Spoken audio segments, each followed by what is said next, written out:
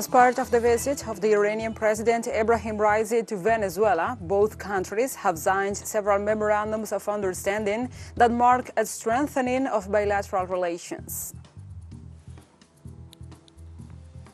And the defense of the founder of WikiLeaks, Julian Assange, will present a last appeal to the British justice to object his extradition to the United States. And also in Cuba, 6 people died as a result of the heavy rains recorded in the last few days in the eastern part of the island. From the headquarters of TeleSUR English in Havana, Cuba, this is From the South. I'm your anchor, Gladys Quesada, and these are the news. In the presence of the President Nicolás Maduro Moros and the President Ebrahim Raisi, the ministerial representatives of Venezuela and Iran signed several memorandums of understanding that mark a strengthening of the bilateral relations. The delegations signed 25 bilateral memorandums of understanding in different sectors in order to promote the development of their economies for the benefit of their countries. The leaders shared the vision of defending the self-determination of the peoples while reiterating their rejection of the imposition of unilateral coercive measures by the United States. Likewise, Caracas and Tehran established a roadmap for cooperation for the period 2022-2042 for the development of Iran-Venezuela relations. The Iranian president is now set to continue his Latin American tour with visits to Nicaragua and Cuba with the aim of continued strengthening relations with the region. And after the signing of mutual cooperation agreements at the Miraflores Palace, the Iranian President Ebrahim Raisi spoke about the resistance of both peoples to the system of the world domination and how they have always been together in all the difficult moments. The great people of Iran and the great people of Venezuela, we look for resistance, freedom, justice. We are famous for that. And we also look for independence and justice in the world. The people of Venezuela is always side by side with the Iranian people. Both our countries look for freedom, and we have resisted in the face of the world domination system. Our both countries have a common enemy.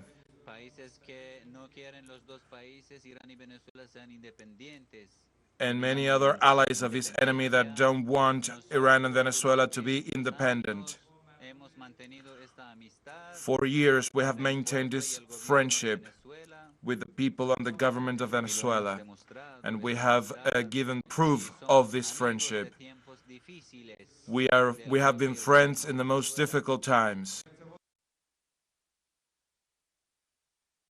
The Iranian President Ebrahim Raisi also assured that the two nations have reaffirmed their bilateral ties and that their economic and commercial objectives have increased. Our two delegations have reaffirmed our capabilities, and despite all the efforts we've made, we have still fields to explore.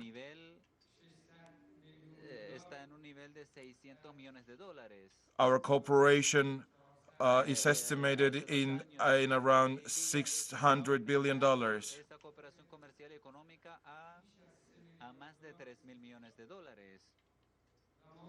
That was our cooperation 2 years ago. Now,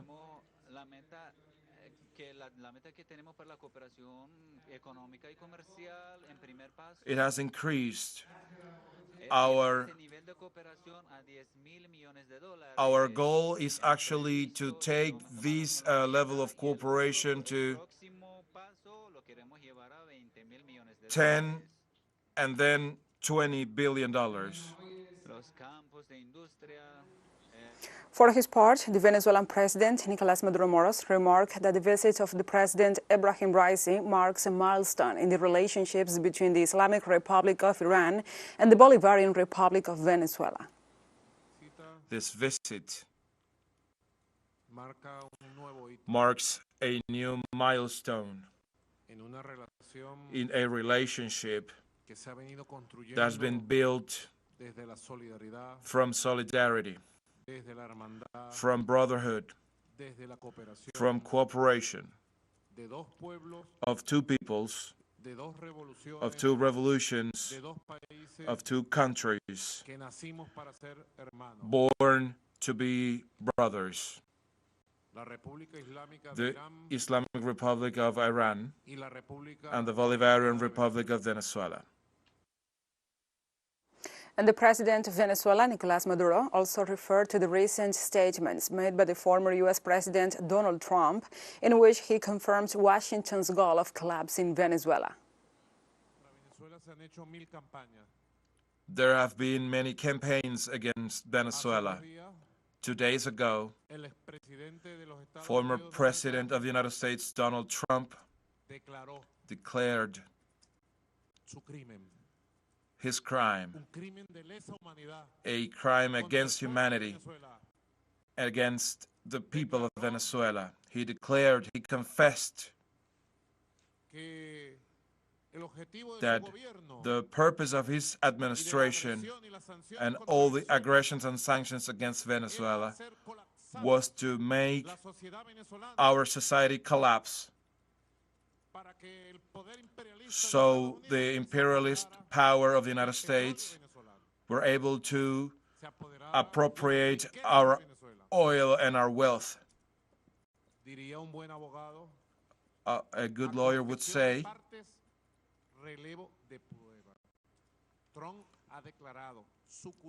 Trump has confessed his crime against humanity, against the noble and peaceful people of Venezuela.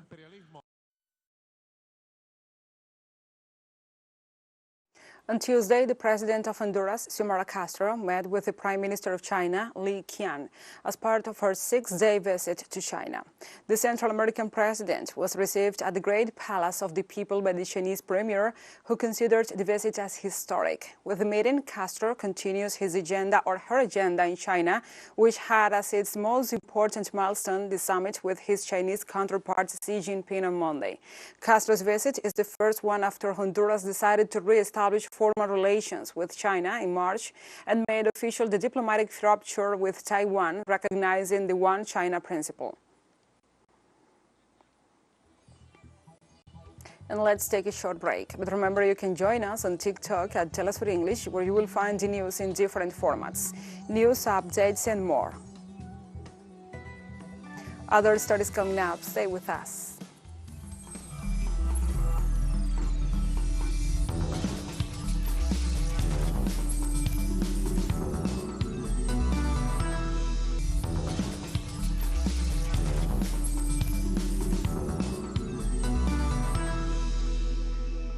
Welcome back to From the South. On Monday, during his morning conference, the Mexican President Andrés Manuel López Obrador reacted to the resignation of the Foreign Minister Marcelo Ebrard from the Foreign Relations Ministry. This week, we will announce who will replace Marcelo Ebrard. And also this week, the Secretary of Government, Adán Augusto López Hernández, will surely present his resignation. Both are very good public servants who will now participate, and surely the head of government will do the same. The coordinator of the governors, Ricardo Monreal, and if his party supports him to participate, he will ask for a license. In this case, I don't know what is being proposed. The Mexican president also emphasized that he will expose any case of corruption within the judiciary. We are going to use a two-way mechanism to control corruption, which is unleashed in the judiciary. The attitude of judges, magistrates, and ministers in general. First, we will make the case known here. Now we move on to other topics. On Tuesday, the defense of the founder of WikiLeaks, Julian Assange, will present his last appeal to the British justice to object his extradition to the United States. Stella Assange, the wife and lawyer of the journalist and activist, informed on Thursday about the hearing that will take place on Tuesday and detailed also the claim will then proceed to a public hearing before the Supreme Court. On June the 6th, the judge Jonathan Swift dismissed the 8 arguments presented by Assange's legal team in their objection to the extradition, giving them 5 working days to present a new one in front of a 2-judge panel. If it does not proceed, the WikiLeaks founder will no longer be able to go to the United Kingdom and could refer his case to the European Court of Human Rights.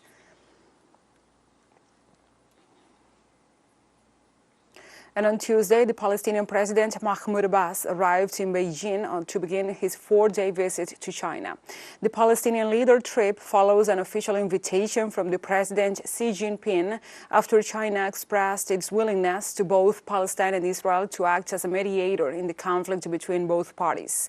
Regarding this dispute, the Chinese Foreign Minister Qin Gang indicated last week that the key to solving the Israeli-Palestinian problem lies in upholding the concept of common security, and stressed that Beijing has no self-interest in the issue and only hopes that Israel and Palestine can coexist peacefully and maintain peace and stability in the region. At the Palestinian Authority weekly cabinet meeting in Ramallah, the Prime Minister Mohammed Stayah urged Arabs, Muslims, and the rest of the international community to move from issuing condemnations to imposing sanctions on Israel to prevent any change at the Al-Aqsa Mosque and halt any violation of Islamic and Christian holy sites in Jerusalem. Becoming frequent, and days are set to present the Ami Halevi bill to the Israeli Knesset in the coming days in order to impose temporary and special division in the blessed Al-Aqsa Mosque. We warn the occupation authorities against taking such a step that would have unpredictable results. And the Palestinian Prime Minister also said that targeting the Al-Aqsa Mosque will transform the Israeli-Palestinian conflict from political to religious, dragging the region into a spiral of violence. Feels great pain seeing the victims of the crimes committed in the lands of 1948, in which more than 100 of our people have been killed since the beginning of the year. We hold the Israeli authorities feel responsible that they have not taken any action for the high crime rate, and they have neither stopped nor prosecuted their perpetrators. This is a racist practice without unified standards. And TeleSUR English continues to grow. You can now tune in from 33 different African countries using StoreSat. Dial 461 and enjoy our Latin American alternative broadcast. One final short break, and we'll be right back. Stay with us.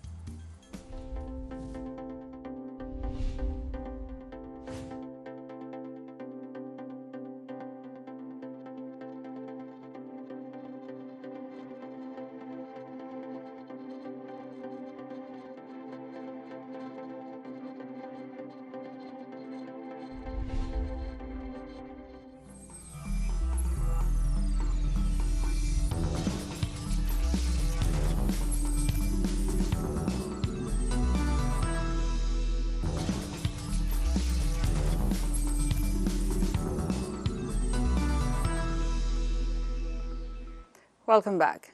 Fighting continues on Tuesday in Khartoum, the capital of Sudan, as the humanitarian crisis worsens. According to a report by the Union of Doctors of the African country, at least 860 civilians have died since the beginning of the conflict, although the figure could be much higher. On Friday, the warring parties in the African nation agreed to a 24-hour ceasefire that ended on Sunday morning. Since then, the conflict has escalated, especially in the capital, which has become an urban battleground, with many districts of the city without running water and electricity. In addition to the death of nearly 1,000 civilians, the war also has left thousands wounded and has caused the forced migration of more than 1.5 million people, according to the United Nations figures.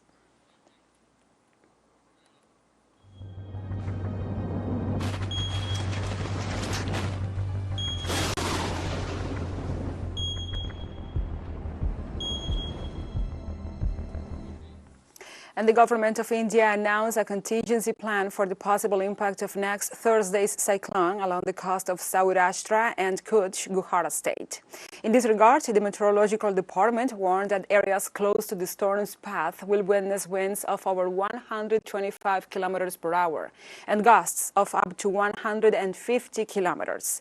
Experts issued a yellow alert for Saurashtra and Kutch coasts after Biparjoy intensified in the Arabian Sea into an extremely severe cyclonic storm. Defense agencies were deployed to assist in preparedness for the imminent impact and later in rescue and restoration efforts.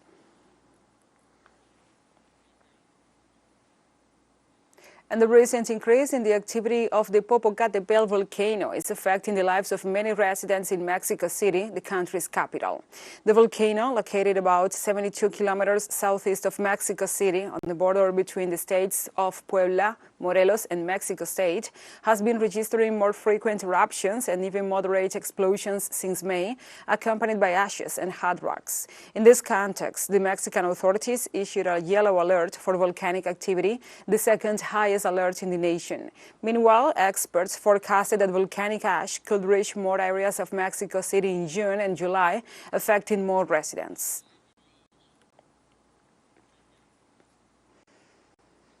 And the Cuban President Miguel Díaz-Canel confirmed that 6 people have died and thousands have been evacuated after heavy rains hit eastern and central provinces of the island in recent days.